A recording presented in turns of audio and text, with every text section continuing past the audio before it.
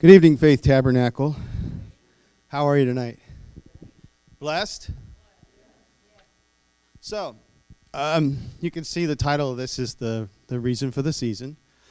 Um, this is supposed to be a time of joy and peace and happiness. For some people out there, though, this isn't the case. One point in my life, was my case. This is sort of a rescue story. So, Heather, could you put up the first verse? Proverbs 3, 5, and 6.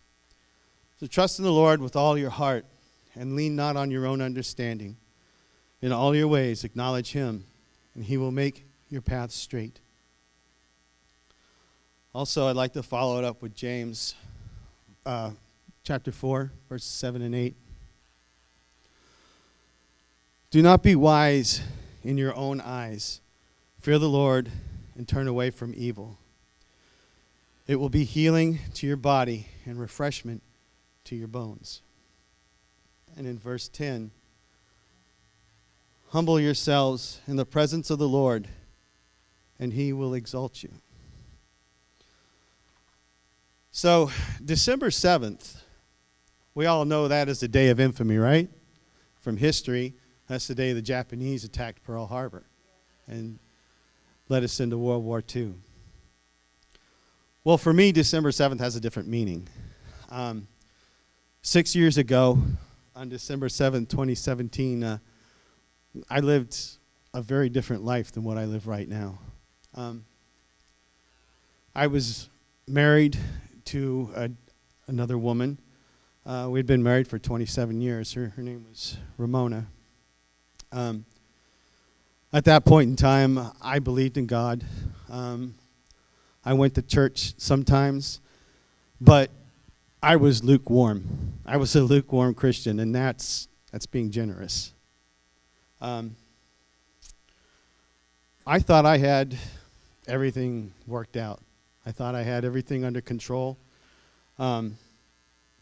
But I wrestled with feelings that there was something missing in my life, something that wasn't there and that it wasn't real, like it was a dream.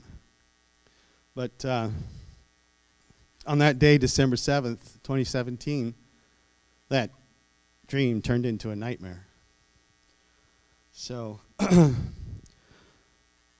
my wife went with me on a business trip to Connecticut. And she wouldn't stay in the hotel. She had to go to work with me. So my boss told me to go ahead and give her a T-shirt and teach her something. So I did. She had been working with me. The reason she went to Connecticut is because she wanted to go to New York City. So the weekend of December 3rd, on that Sunday, I took her to New York City, and we spent the day there. And then we came back and started back to work.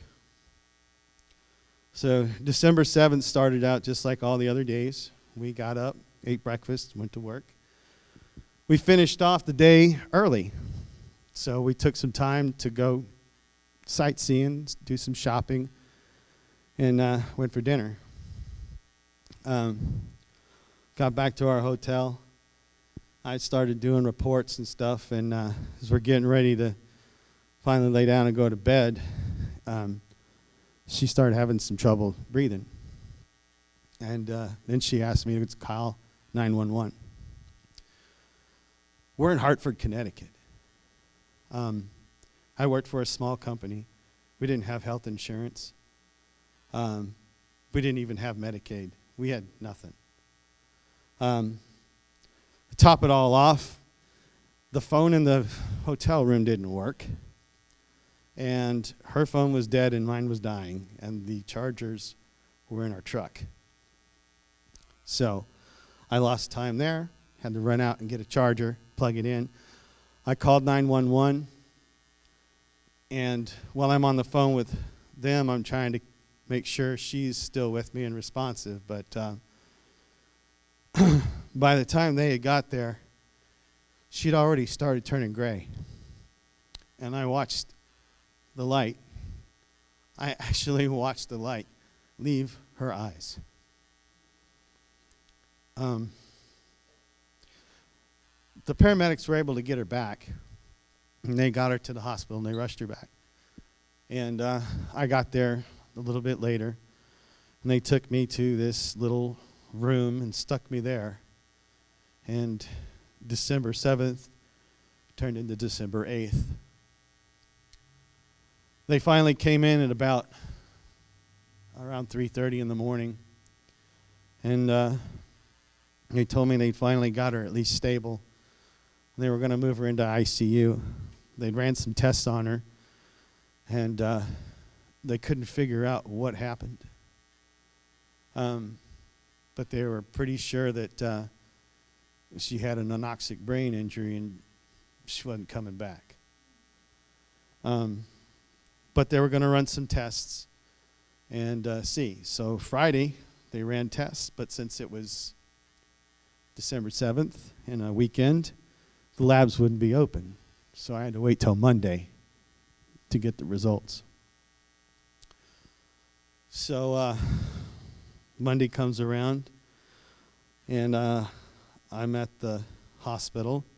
The doc comes in, and he confirms that the brain scan showed that there was no activity. So she was gone, pretty much. So,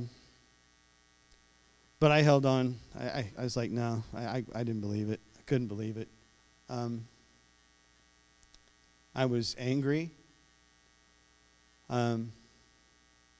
upset, but I thought, okay, I'll control this. I'll get it under control. So I started calling around, trying to find, some way to get her back home. And I found that she could be life flighted, but it was going to cost $11,000 to do that. And I didn't have good enough credit to get a loan. So I begged, went to the banks and begged. And everybody said, no, sorry, we can't help you. We can't help you. So it's Christmas time. This time of year where there's supposed to be joy. There's supposed to be happiness. There's supposed to be the season of giving. And here, I couldn't get a penny or any kind of help from anyone, or at least I thought. The hospital was kind enough to put me up in the hotel there. It was a converted nursing school. So I didn't have to pay for a hotel because my boss wouldn't let me put another hotel on the card. And then they gave me a meal card so I could eat. And we'll get into that in a second. And then they paid for my parking so that I could keep the van there. But every day I'd walk into that hospital and go up to her room, and I'd walk past the chapel. And I started feeling that a little pull, but the devil had already started doing his work in me. He had made me lose my faith, made me lose my trust in God, what little I had. And but I'd walk past that chapel every day, and I'd hear that little small voice, and I'd feel that pull. But I was so angry. I was so angry at God. I was like, no, I'm not coming to you. I'm not coming in there. No, I'll take care of this. I don't need you. And I'd go upstairs and I'd sit and I'd stew in my own making. So this went on for about a week or so, week and a half. And one morning I got up and my body felt so heavy. I couldn't move. I couldn't breathe. I couldn't think. I was just exhausted. And it's wintertime in Connecticut, so I'm throwing on, if you've ever been there, it's cold. So I throw on all of my winter gear, pack up my backpack, and I trudge back over there again. walk past the chapel, and this time the pull and the voice, it's louder. It's like somebody's screaming at me and shaking me. And I stopped just for a second. And I thought, no, nope. I kept on going. But when I got to the elevator, I pushed the button, and it finally came down, the door opened, and I just stared into the box. And I felt myself thinking that it kind of looked like a tomb. And I just stood there and watched it and waited, and the door finally closed, and I stared a little bit longer. I shut my eyes for a second, and then I turned around and walked back the way I came. And I found myself standing in front of that chapel door again. But this time, I went in. And I walked down the hallway that led into the door for the sanctuary. And as I was walking down the hall, I walked past a picture on the wall, and I stopped to look at it. And it was the Serenity Prayer. And I read that, and I was like, okay, all right. So I walked in the chapel, and I looked around, and this is a non-denominational chaplet, so there's no cross or anything on, but there was an altar. And I turned around, and I looked at the altar, and then I dropped everything. Took all the weight off of me, and I hit my knees. And I prayed. And I gave all of that weight that was on me to him. And I prayed to him, God, if it's your will to save her, do it. But if not, help me get her home. So, and that's the start of my journey to where I am now. I felt like I was only in there for a few minutes. But when I actually stopped praying and the tears stopped falling, I looked at my phone, and I'd been in there for over 2 hours. And a priest had walked in as I was getting ready to leave, and he saw that I had been crying, and he said, are you all right, son?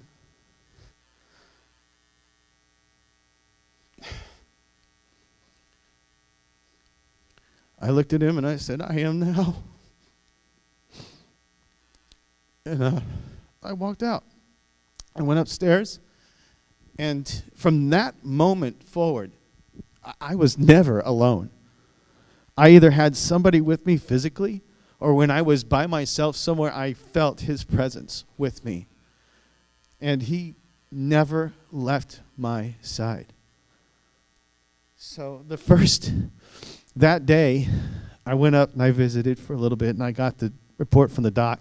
And I went and I sat down in the waiting room, and there was a family from Boston in there. Well, I'm kind of from Boston. So I was hearing them talk and argue, and I couldn't help just giggle a little bit. And they looked over and they said, "Oh, sir, we're sorry if we're bothering you." And I said, "No, kind of reminds me of my family." And they said, "Well, where is your family?" And I told them, "My family's in ICU." I said, "That's all I have here." And they said, "Well, not anymore." So they adopted me. Their son Spencer was an alcoholic, and he was in there because of liver failure. So I got to talking to him, and I got his name, and I added him to my prayer list. I said, "God, if it's your will, heal him. If not, give them comfort." But I prayed for his healing more than that, more than comfort. And then I ran into another lady. Her name was Carol. And her sister was in there. They knew she was going to pass. She was elderly, but she was having issues sleeping, I asked Carol if she wanted me to healing for her, or pray for healing for her, and she said no. She said, just pray for her to have peace. So I added her to my list too. And every night, I would sit down on the floor of that hotel room, and I would pray for hours. Meditate, pray, repent, because, I'm still wrestling with what I thought was a cruel world, like there was no happiness or anything. So, but let's get on to my next point here.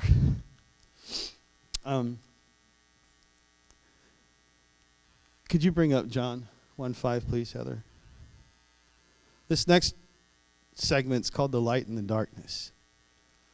John 1:5 says, the light shines in the darkness, and the darkness did not comprehend it. Psalms 35. For his anger is but for a moment, and his favor is for a lifetime. Weeping may last for the night, but a shout of joy comes in the morning. Okay, so on this epic, of course, I'm not Jesus. I can't go anywhere and not eat. So I said they had set me up with a meal card where I could go down to the cafeteria and eat twice a day. Well, in the beginning of this, that cafeteria was in the basement. And it was the gloomiest, most pitiful, sorrowful place that I had ever been to. Nobody smiled. Nobody said hello. They just got food, served food, and they went on about their business. It was something. In fact, my mom would call me and she said, "Did you eat today?" "Yeah, Ma, I ate. I went to the cafeteria." It's so pitiful there, Mom. I said, it drags me down even farther. And when I went home, back to the hotel, I prayed again that night. And I just got a little message that said, just smile. Just smile. The pastor had preached about this a couple of weeks ago. And when she said, there's power in that. She's right. There is. A joyful spirit is contagious. Just as contagious as somebody who's negative. And that light can chase away the darkness. And it chased away the darkness in that cafeteria. I would go in there and I would look at everybody and I would smile. Even in my situation, I'd smile and ask them, "How are you?"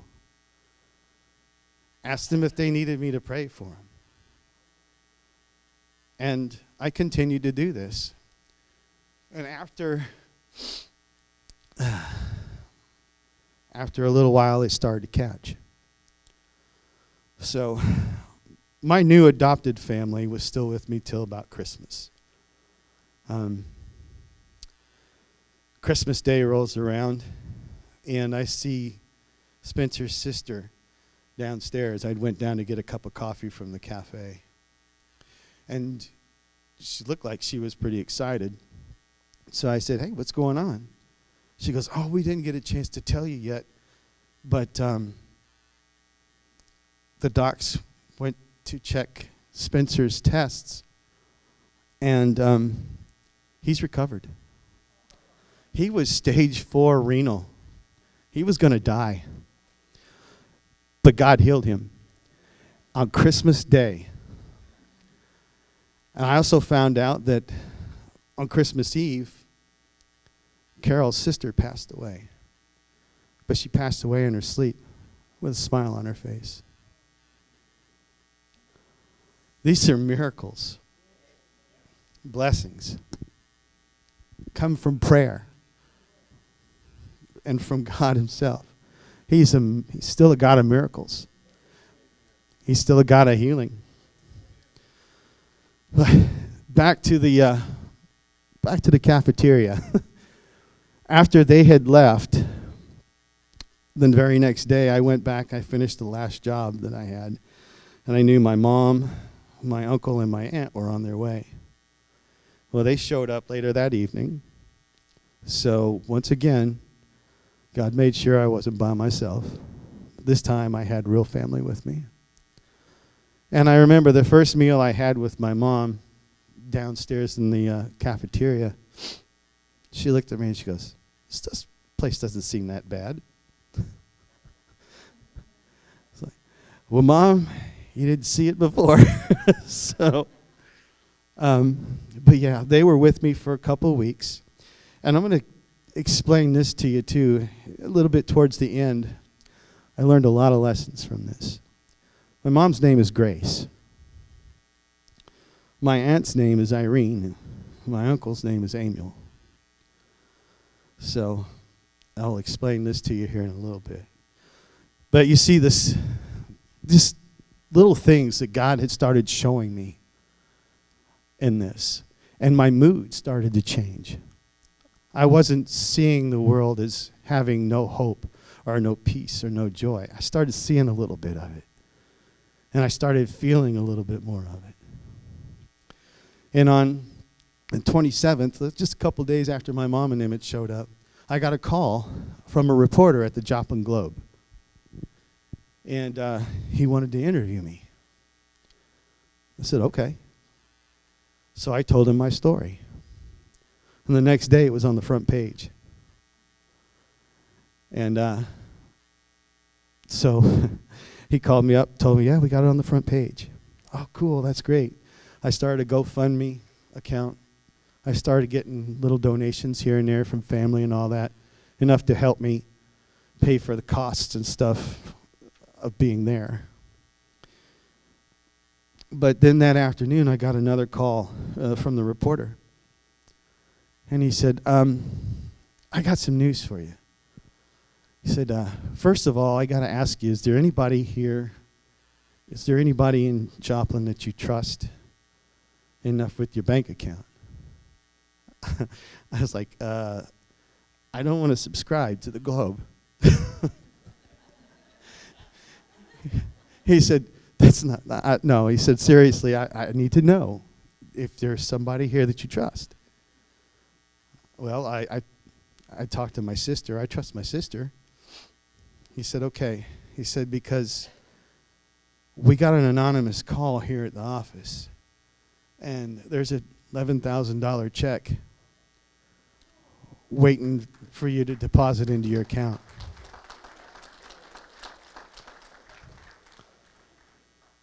Merry Christmas. So, I now have the money, but I still don't have insurance. I still don't have any of that. I had to fight that still too. But the point is that he had taken me from my lowest point and it showed me that there was hope. He showed me that no matter where I was in my life, he still loved me. And when I needed him the most, he was there. And he never, ever left my side. So, the next scripture I want to bring up is Jeremiah 32, verse 27. Behold, I am the Lord, the God of all flesh. Is anything too difficult for me? And then also Luke chapter 18, verse 27. But he said, the things that are impossible with people are possible with God. He took an impossible situation and he showed me that he has control over it. He showed me that my own thoughts and my own actions would get me nowhere. But if I laid them at his feet, if I came to him and I surrendered everything to him, that he would take it and he would take my situation and make it good. And he did just that. But my mom and my uncle and my aunt had to leave. So here I am, I'm facing, being alone again. I thought, yeah, well, okay, I can do this. I got you. But again, the night they left, or the day after they left, I went back. And once again, I'm sitting in that same waiting area, taking a break, and another family comes in. And they start talking. And then they start talking to me. And I tell them my situation, tell them what's going on with me. And they said, well, we'll take you in. So, another family, and this one was with me till the day that we left. And but their dad was in there. I think I never really figured out what was wrong with him either. There was something about that hospital. They just couldn't figure anything out. They couldn't figure anything out. We don't know what's wrong with him, but he's not good. No, he's not. He's not looking too good. How much is this going to cost me? But anyway, he had another breathing difficulty. And to me, it almost sounded like COVID, once COVID started kicking in. But I guess his daughter and her husband had been talking to him about me. And ever since he had been in the hospital, he was not a very happy camper. They said he was argumentative. He wasn't himself. He wouldn't smile. He seemed out of sorts. So they asked me if I would come and meet him. So I said, yeah, okay. So I went, and I'd never met this man before. Well, when I walked in and he saw me, he smiled real big. The biggest smile I think I've ever seen. I've never seen anybody that happy to see me. But he was. He's like, they've been telling me so much about you. And he said, I'm so happy to meet you. He said, come here, tell me about yourself. Tell me. So I had a good conversation with him. And when I left, they pulled me to the side and they said, he hasn't talked to anybody like that since he came in here. Not once. Not even us. And I don't know, but I've been told that when somebody is that close with God, you can feel or you could see a light coming from them or feel a presence. But I'm guessing I was really close with him at that point in time. I mean, so close that there are things I can't explain.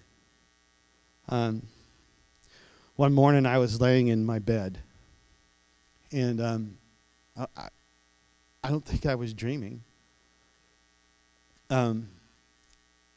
because I felt someone sit on the edge of my bed, and then I felt a hand on my leg, and I heard someone talking to me. They said, son, I know you're hurt, but I want you to know, hey, you're going to be all right. And I need you right now to rise. I need you to wake up. And at that point in time, I woke up not just physically, because I was like, there's somebody in my bed. I wake up and I look over. My mom is still sleeping over on the couch bed. And I know somebody just touched me and somebody just talked to me. But I didn't have that feeling like my life was a dream anymore. I was awake. I was alert.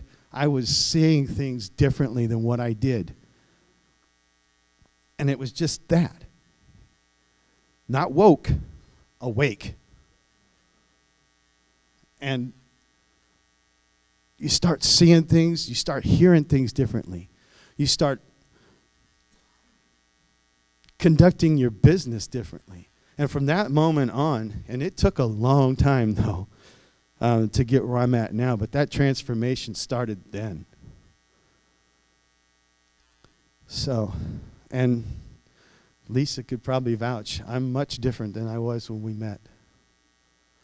Much, much different. At the moment I got baptized and I came up out of the water, I was something new. I was a new creature. Reborn. Given a new life, a new chance.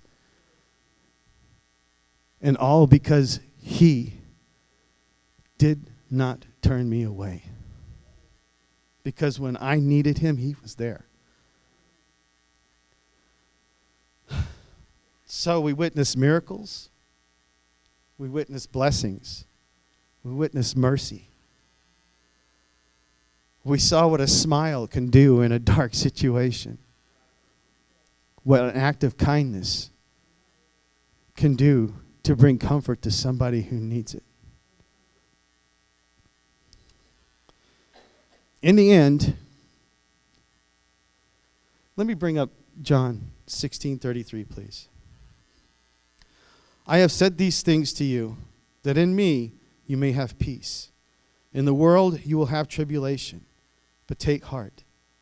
I have overcome the world. And then Corinthians chapter 10, verse 13. No temptation has overtaken you that is not common to man. God is faithful, and he will not let you be tempted beyond your ability. But with the temptation, he will also provide the way of escape, that you may be able to endure it. We finally got all the insurance that we needed taken care of. We got the flight arranged, and we were finally getting out of there. Here is something that I didn't realize until it was sometime after I had gotten back. But from the time that this all started on December 7th till the time I left was 40 days and 40 nights.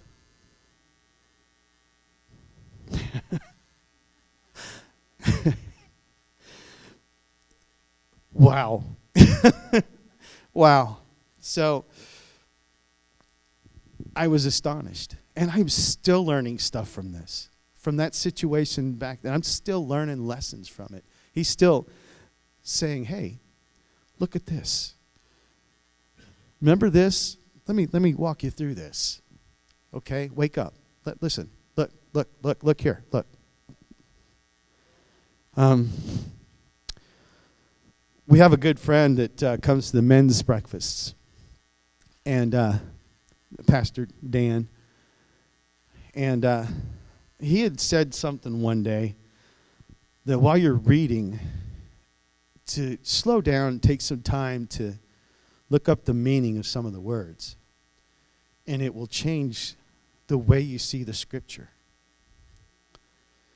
Well, so I was reading one day, and I got to thinking about, I don't know why, but I got to thinking about what had happened on that December 7th and from that time on. And I got smacked in the head by God. He said, hey, I want you to look up the names of your mom, your aunt, and your uncle. Look up the meanings. I got a message for you. All right. So I look it up. We all know what grace is, right? It's forgiveness and mercy. Irene means peace and harmony. And Amiel means calm, and tranquil, and serene. That time that my family was with me right there was the strongest that I had felt. Not just with his presence, but with them. And the reason why is he said, look at the meanings. I gave you peace in the storm. I calmed the seas that were raging around you. And I gave you victory over your situation. You're welcome. Folks, this is a time of joy. This is a season of happiness. This is a season of love. And it's all because of Jesus Christ. It's all because he came here and he lived and he died for us.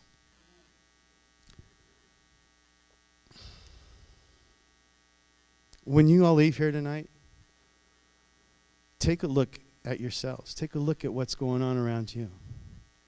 Take a look and see if does anybody else need to know that they're loved? Does anybody else need to know that you care? Do you need to know that somebody cares for you? Because I could tell you that everyone in this church right now, they care about each and every one of us. It's blessings on blessings on blessings. So, I'm going to close with this. My brothers and sisters in Christ, peace be with you, and may God's grace and mercy follow you from this day until the rest of your days. Pastor.